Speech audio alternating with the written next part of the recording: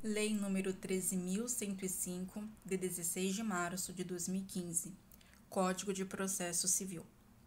Parte geral, livro 1º, das normas processuais civis, título único, das normas fundamentais para a aplicação das normas processuais.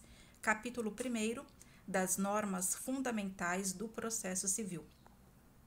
Artigo 1º.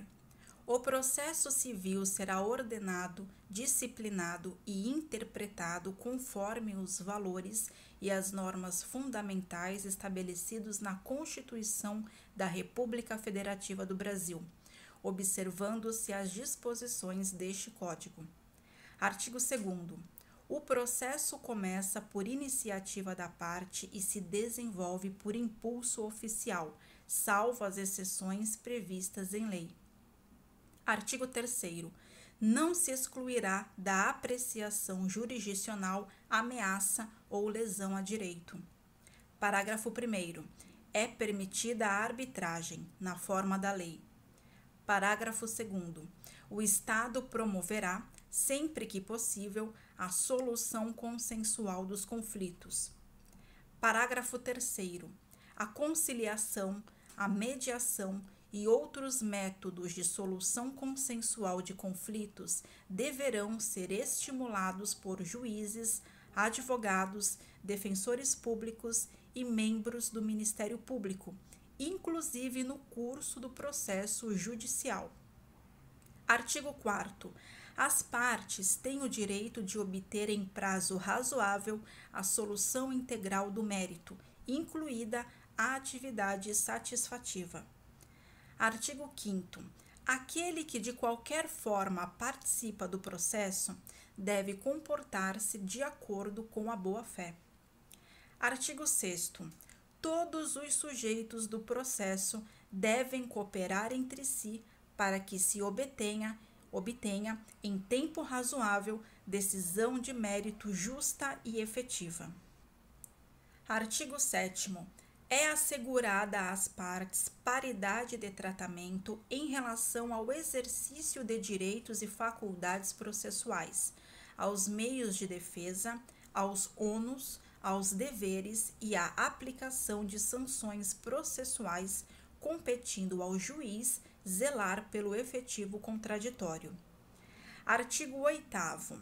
Ao aplicar o ordenamento jurídico, o juiz atenderá aos fins sociais e às exigências do bem comum, resguardando e promovendo a dignidade da pessoa humana e observando a proporcionalidade, a razoabilidade, a legalidade, a publicidade e a eficiência. Artigo 9º. Não se proferirá decisão contra uma das partes sem que ela seja previamente ouvida. Parágrafo único. O disposto no caput não se aplica. Inciso 1º. A tutela provisória de urgência. Inciso 2º. As hipóteses de tutela da evidência previstas no artigo 311, incisos 2º e 3º. Inciso 3º, a decisão prevista no artigo 701. Artigo 10. O juiz não pode decidir, em grau algum de jurisdição, com base em fundamento a respeito do qual não se tenha dado às partes oportunidade de se manifestar, ainda que se trate de matéria sobre a qual deva decidir de ofício. Artigo 11. Todos os julgamentos dos órgãos do Poder Judiciário serão públicos e fundamentadas todas as decisões sob pena de nulidade. Parágrafo único. Nos casos de segredo de justiça, pode ser autorizada a presença somente das partes, de seus advogados, de defensores públicos ou do Ministério Público. Artigo 12. Os juízes e os tribunais atenderão preferencialmente a ordem cronológica de conclusão para proferir sentença ou acórdão. Parágrafo 1º. A lista de processos aptos a julgamento deverá estar permanentemente à disposição para consulta pública em cartório e na rede mundial de computadores. Parágrafo 2º. Estão excluídos da regra do caput. Inciso 1º. As sentenças proferidas em audiência, homologatórias de acordo ou de improcedência liminar do pedido. Inciso 2º. O julgamento de processos em bloco para a aplicação de tese jurídica firmada em julgamento de casos repetitivos. Inciso 3º. O julgamento de recursos repetitivos ou de incidente de resolução de demandas repetitivas. Inciso 4º. As decisões proferidas com base nos artigos 485 e 932. Inciso 5º. O julgamento de embargos de declaração. Inciso 6º. O julgamento de agravo interno. Inciso 7º. As preferências legais e as metas estabelecidas pelo Conselho Nacional de Justiça. Inciso 8º. Os processos criminais nos órgãos jurisdicionais que tenham competência penal. Inciso 9º. A causa que exija urgência no julgamento, assim reconhecida por decisão fundamentada. Parágrafo 3º. Após elaboração de lista própria, respeitar-se-á a ordem cronológica das conclusões entre as preferências legais. Parágrafo 4º. Após a inclusão do processo na lista de que trata o parágrafo 1º, o requerimento formulado pela parte não altera a ordem cronológica para a decisão, exceto quando implicar a reabertura da instrução ou a conversão do julgamento em diligência. Parágrafo 5º. Decidido o requerimento previsto no parágrafo 4º, o processo retornará à mesma posição em que anteriormente se encontrava na lista. Parágrafo 6º.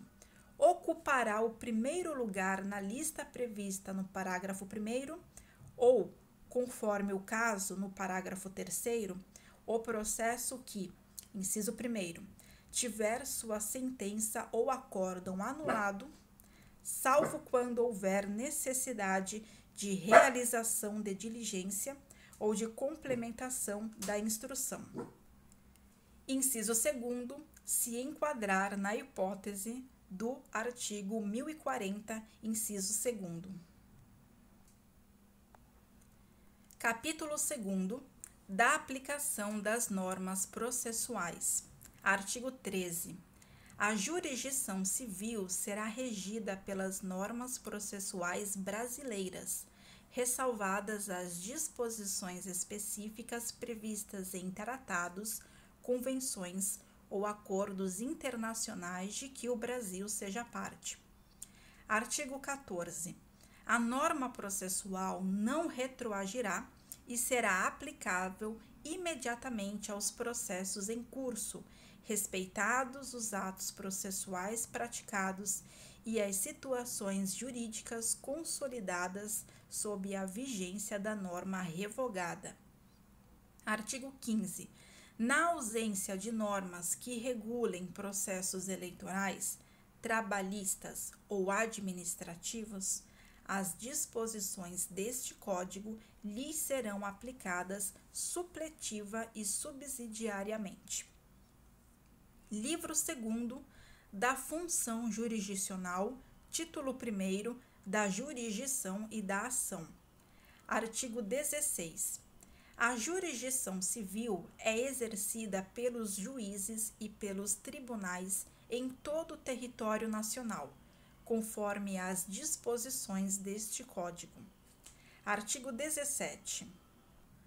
Para postular em juízo é necessário ter interesse e legitimidade. Artigo 18. Ninguém poderá pleitear direito alheio em nome próprio, salvo quando autorizado pelo ordenamento jurídico. Parágrafo único. Havendo substituição processual, o substituído poderá intervir como assistente litisconsorcial. Artigo 19. O interesse do autor pode limitar-se à declaração, inciso 1º, da existência, da inexistência ou do modo de ser de uma relação jurídica. Inciso 2º, da autenticidade ou da falsidade de documento.